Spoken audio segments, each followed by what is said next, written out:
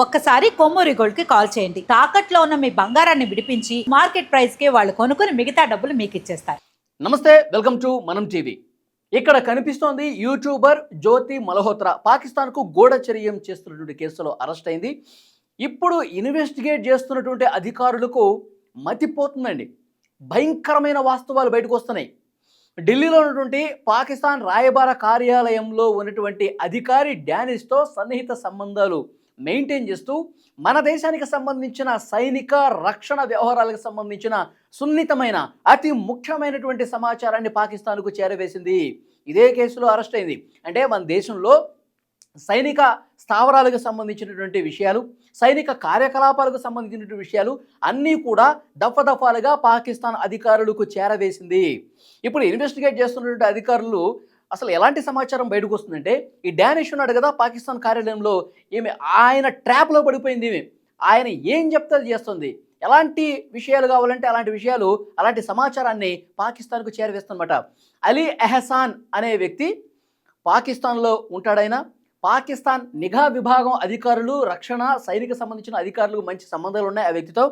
జ్యోతి, నువ్వు వెళ్ళి ఆ అలీ ఎహసాన్ అనే వ్యక్తిని కలు, అతనికి పరిచయాలు ఉన్నాయి అక్కడ అధికారులతో, వాళ్ళు ఏం సమాచారం కోరితే అది ఇవ్వు అని చెప్పి డానిష్ అనే వ్యక్తి చెప్తే, ఆయన చెప్పింది తడవుగా ఆయన ఆడమంటే ఆడింది, పాడమంటే పాడింది. మొత్తం మన దేశానికి సంబంధించిన ముఖ్యమైన సమాచారాన్ని పాకిస్తాన్ అధికారులకు ఇచ్చేసినట్టుగా ఇప్పుడు ప్రస్తుత దర్యాప్తులో తేలింది. మరొక ముఖ్యమైన విషయం చెప్పాలి. పెహల్గాం దాడి ఎప్పుడైతే జరిగిందో దానికి సరిగ్గా 3 నెలల క్రితం ఆ పెహల్గాం దాడి జరిగిన ప్రాంతంలో బైసరాన్ లోయలో జ్యోతి మల్హోత్రా వీడియోలు చేసింది. ఇప్పుడు అధికారులకు వచ్చినటువంటి ఒక బలమైన అనుమానం ఏంటి అంటే, అక్కడ వీడియోలు చేసింది దేనికి?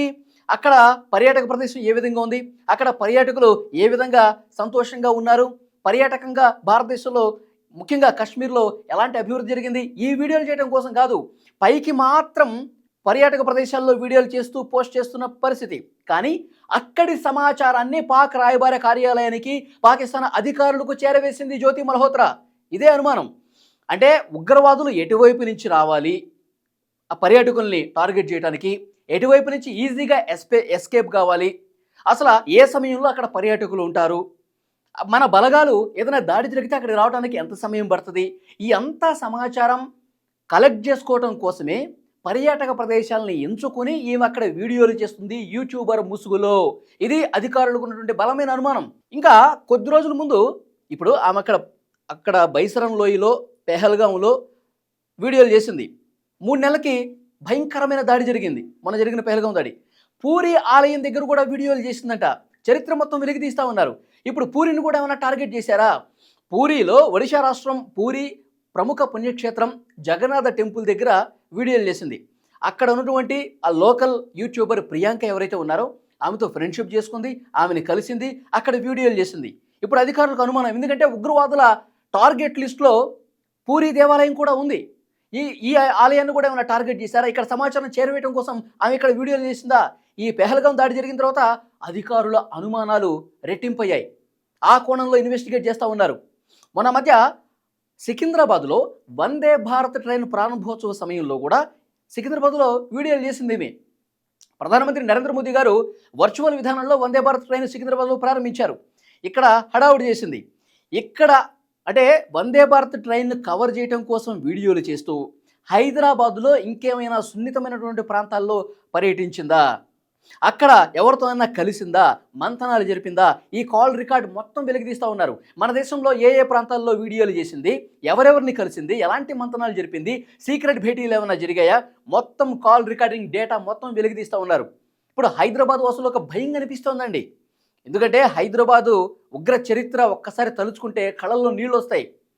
హైదరాబాదు మక్కా మసీద్ పేలుళ్ళు మనం చూసాం, దిల్సుఖ్ నగర్ బాంబు పేలుళ్ళు మనం చూసాం, తర్వాత లుంబినీ పార్క్ దగ్గర, గోకుల్ చాట్ బండార్ దగ్గర ఈ ఉగ్రదాడులన్నీ తలుచుకుంటే ఒళ్ళు గగురు పడుస్తుందండి.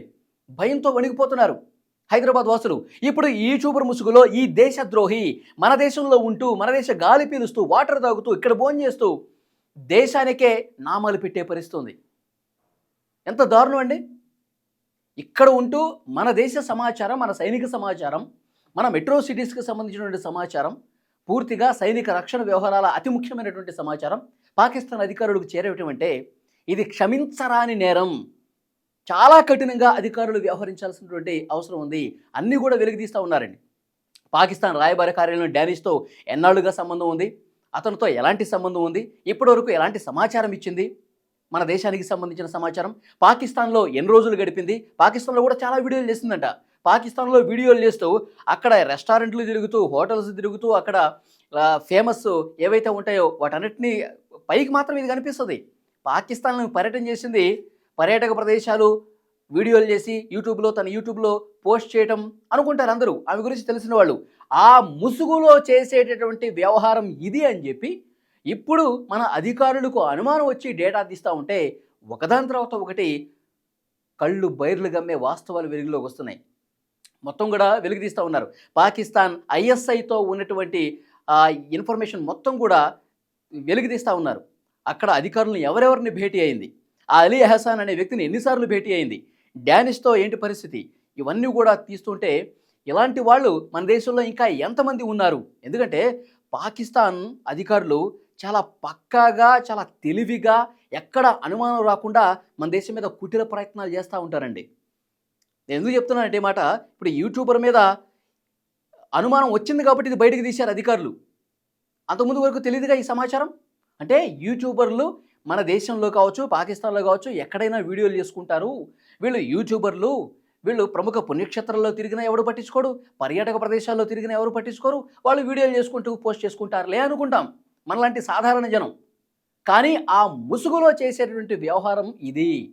కాబట్టి తెలివిగా ఇలాంటి వాళ్ళ మీద ఫోకస్ చేసి, ఇలాంటి వాళ్ళని ట్రాప్ చేసుకుని, ఇలాంటి వాళ్ళని తమ దారిలోకి తెచ్చుకుని మన దేశ సైనిక రక్షణ సమాచారాన్ని పాకిస్తాన్ తీసుకుంటుంది, పెహల్గాం లాంటి ఉగ్రవాద దాడులు చేస్తోంది. ఇది పరిస్థితి. సో డెఫినెట్గా అధికారులు చాలా అంటే చాలా క్షుణ్ణంగా, నిశితంగా పరిశీలిస్తూ ఉన్నారు. ఇంకా ఇలాంటి ఇన్ఫ్లుయెన్సర్లు, యూట్యూబర్లు ఎవరైతే ఉన్నారో వాళ్ళని ఒక కంట కనిపెడతా ఉన్నారు. ఎక్కడ ఏ చిన్న అనుమానం వచ్చినా వాళ్ళని ఇన్వెస్టిగేట్ చేసి వాస్తవాలన్నది బయటకు తీస్తూ ఉన్నారు. ఫ్రెండ్స్, మీరు ఏం చెప్తారు? ఈ దేశద్రోహి మన దేశంలో ఉంటూ మన దేశానికే వెన్నుపోటు పడుస్తున్నటువంటి ఈ దేశద్రోహి జ్యోతి మల్హోత్రాని ఏం చేయాలి? కామెంట్ రూపంలో తెలియజేయండి. Thank you very much.